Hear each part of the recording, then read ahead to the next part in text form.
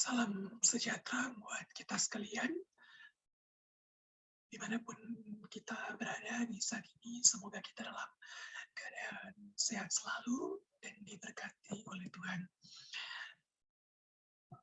Pada saat ini saya, Gabriel Frani Theodoron Purnama, mahasiswa pasca sarjana pengelolaan sumber daya air di Institut Teknologi Bandung, akan mempresentasikan tugas take-home saya, yaitu pengelolaan infrastruktur sumber daya air.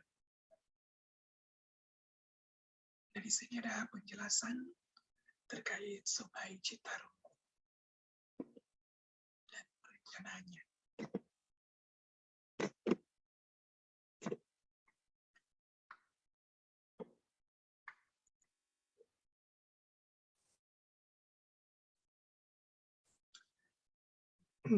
Integrated Water Resources Management, URM, adalah proses yang mengutamakan fungsi koordinasi dan pengelolaan air, tanah, dan sumber daya terkait guna memaksimalkan hasil secara ekonomis dan kesejahteraan sosial dalam pola yang tidak mengorbankan keberlangsungan ekosistem vital.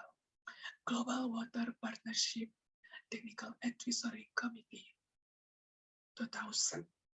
Konsep URM atau pengelolaan sumber daya air terpadu kemudian diadopsi pemerintah Indonesia dalam Undang-Undang Nomor 7 Tahun 2004 tentang sumber daya air. Disebutkan dalam pasal 3 Undang-Undang Sumber Daya Air bahwa sumber daya air dikelola secara menyeluruh, terpadu, dan berwawasan lingkungan hidup. Lebih lanjut dalam pasal 85 ayat 1 Undang-Undang Sumber Daya Air menyebutkan pengelolaan sumber daya air mencakup kepentingan lintas sektoral dan lintas wilayah yang memerlukan keterpaduan tindak untuk menjaga kelangsungan fungsi dan manfaat air dan sumber air. Kemudian pasal 85 ayat 2 menyebutkan pengelolaan sumber daya air dilakukan melalui koordinasi dengan mengintegrasikan kepentingan berbagai sektor, wilayah, dan para pemilik kepentingan dalam bidang sumber daya air. Sesuai amanat undang-undang itu, maka pendekatan pengelolaan sumber daya air terpadu dilakukan untuk membenahi permasalahan Citarum. Pendekatan penanganan terpadu Sungai Citarum merupakan yang pertama di Indonesia. Hambatan yang ditemui dalam pelaksanaan penanganan terpadu ini cukup banyak, terutama terkait kepentingan antar sektor yang masih menonjol. Ini sekilas tentang Citarum. Sungai Citarum merupakan sungai terpanjang dan terbesar di wilayah Provinsi Jawa Barat. Seperti yang kita bisa lihat di peta ini. Sungai yang mengalir sepanjang 297 km ini membentang dari hulunya di situs Cisanti yang terletak di kaki Gunung Wayang, sebelah selatan Kota Bandung. Bermuara di pantai selatan Pulau Jawa, tepatnya di Muara Gembong, Kabupaten Bekasi. Nah, ini adalah program Citarum Roadmap. Ini sebagai perencanaan dan pengelolaan sumber daya air wilayah Sungai Citarum. Nah, Citarum Roadmap adalah sebuah dokumen induk yang berisikan strategi dan rencana tentang program pengelolaan terpadu Sungai Citarum. Nah, roadmap ini merupakan serangkaian kegiatan-kegiatan jangka panjang. Sehingga pada tahun 2023, untuk mencapai visi dan sasaran-sasaran yang ingin dicapai disepakati oleh para pihak pemangku kepentingan di dalam meningkatkan pengelolaan sumber daya air terpadu di wilayah Sungai Citarum. Nah, ini komponen roadmap-nya. Di sini ada visinya, yakni pemerintah dan masyarakat bekerja bersama demi terciptanya sungai yang bersih, sehat, dan produktif, serta membawa manfaat berkesinambungan bagi seluruh masyarakat di wilayah Citarum. Nah, area kunci utama di sini atau pilar-pilarnya, kelembagaan dan perencanaan IBRM. Yang kedua, pengembangan dan pengelolaan sumber daya air. Yang ketiga, penggunaan dan pembagian air. Yang keempat, perlindungan lingkungan. Dan yang terakhir, manajemen bencananya. Nah, area kunci di sini yaitu pemberdayaan masyarakat serta data dan informasinya.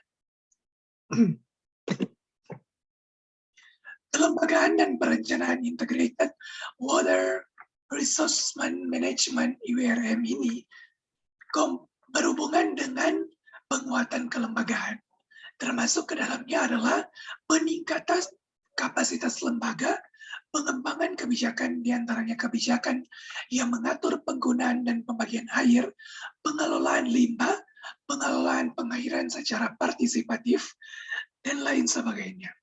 Kegiatan yang termasuk dalam komponen ini meliputi yang pertama, restrukturisasi organisasi, yang kedua, pengembangan kapasitas organisasi, yang ketiga, pengembangan kebijakan, yang keempat, pelaksanaan kerangka pengaturan.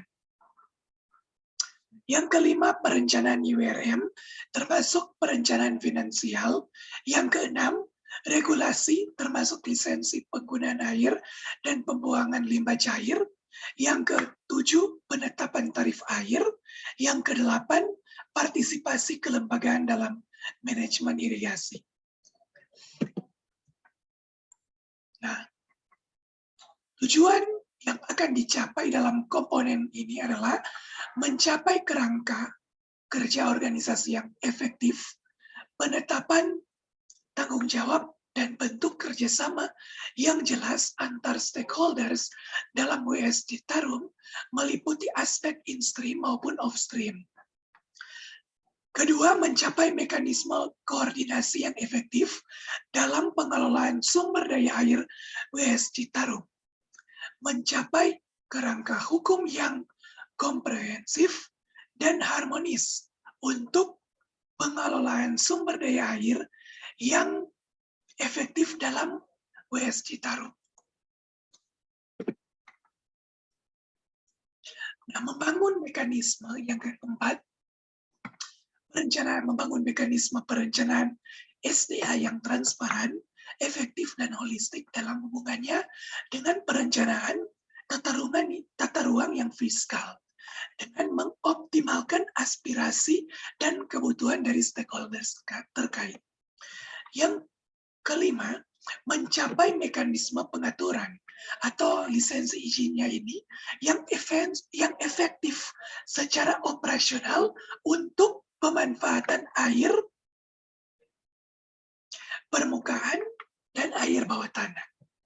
Jadi, air permukaan dan air bawah tanah ini akan dimanfaatkan, serta pembuangan limbah cair, termasuk tarifnya.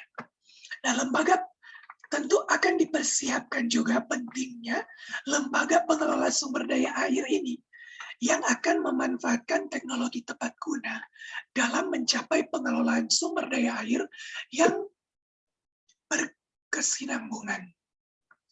Nah, pengambilan keputusan pakar teknis dan stakeholders kunci lainnya memiliki kapasitas dan kemampuan yang efektif untuk melaksanakan tanggung jawab dalam perencanaan dan pengelolaan sumber daya air wilayah Sungai Citarum.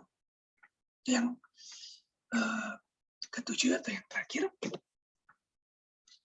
Nah, pengembangan dan pengelolaan sumber daya air, fokus utama komponen ini tentu berhubungan dengan pengembangan dan pengelolaan infrastruktur SDA yang bertujuan untuk meningkatkan ketersediaan air. Nah, serta meningkatkan penggunaan air secara efisien. Nah, kegiatan yang termasuk dalam fokus utama komponen ini adalah yang pertama, perencanaan proyek termasuk master planning-nya, atau kalau di mata kuliah pengelolaan infrastruktur sumber daya air yang juga saya dapatkan, yaitu paling penting adalah salah satunya adalah perencanaan. Jadi perencanaan masuk dalam komponen yang utama ini, master planning.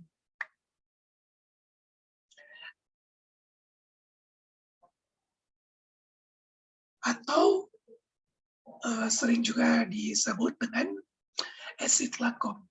Nah, tentu selain edukasi, survei, investigation, dan desain. Nah, ini masuk dalam tahapan desain dalam ESIT-LACOM.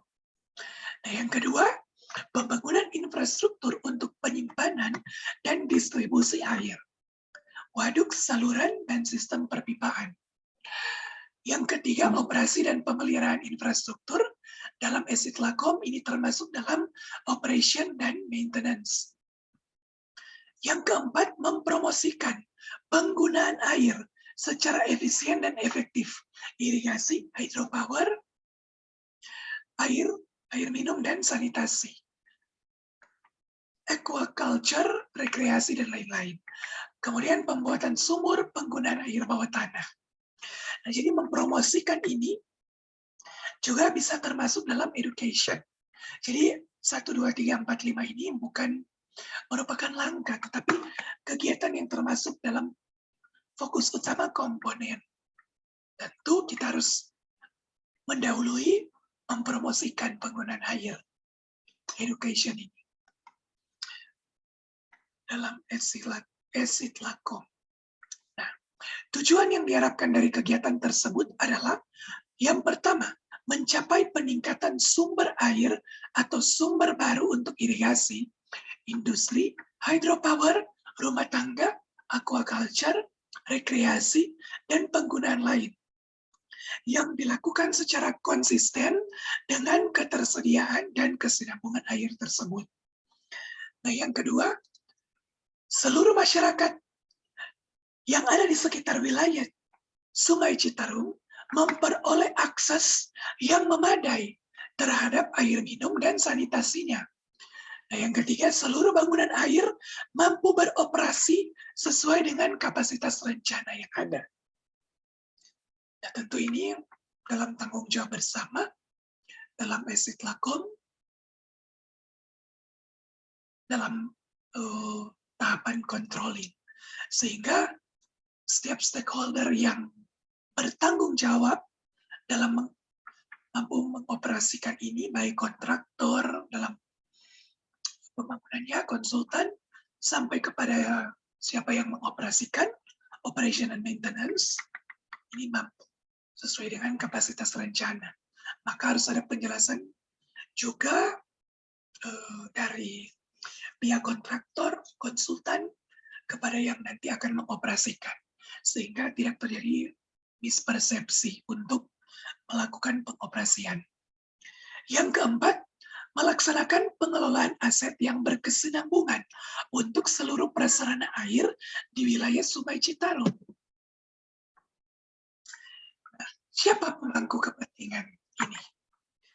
Program pengelolaan sumber daya air terpadu Citarum, ICWRMIP ini melibatkan berbagai pihak, baik yang terkait, terlangsung maupun yang tidak langsung dengan program ini. Nah, para pemangku kepentingan dalam pengelolaan sumber daya air di wilayah Sungai Citarum terdiri dari pemerintah pusat, pemerintah daerah, organisasi non-pemerintah, kalangan swasta, kalangan akademisi, dan masyarakat secara luas. Nah, sampai dengan saat ini, dukungan para pemangku kepentingan dalam pengelolaan sumber daya air terpadu wilayah Sungai Citarum telah melibatkan berbagai pihak yang bekerja sama, baik dalam koordinasi perencanaan hingga pelaksanaan dalam upaya mewujudkan Sungai Citarum yang bersih, sehat dan produktif, serta membawa manfaat berkesinambungan bagi seluruh masyarakat di wilayah Sungai Citarum.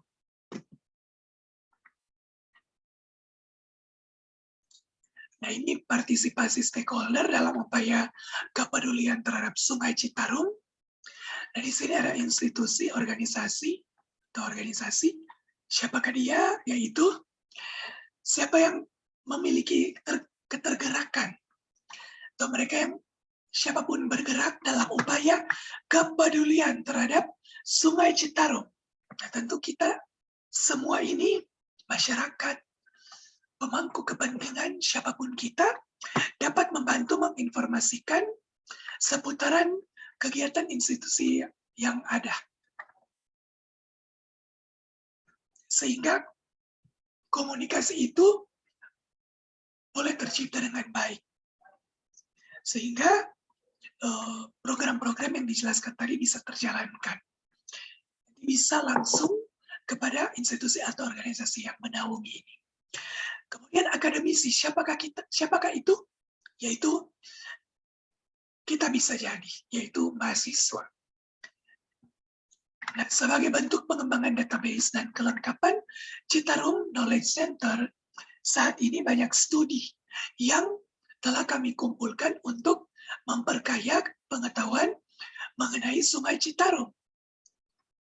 Nah, sivitas akademika pun sangat berpengaruh dalam melengkapi pusat database itu dan memperkaya informasi untuk mendukung perencanaan dan dukungan dalam perumusan kebijakan pengelolaan Sungai Citarum dan dapat menghubungi juga kontak yang ada.